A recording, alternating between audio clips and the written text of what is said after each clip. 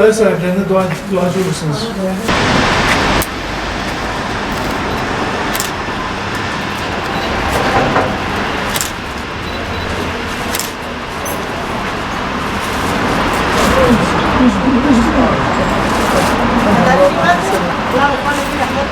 Çadır ama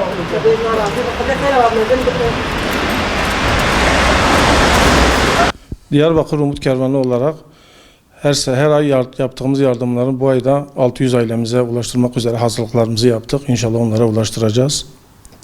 Hayırseverlerimizin desteğiyle bunu yapabiliyoruz. Bu yardımların devamını istiyoruz, bekliyoruz onlardan.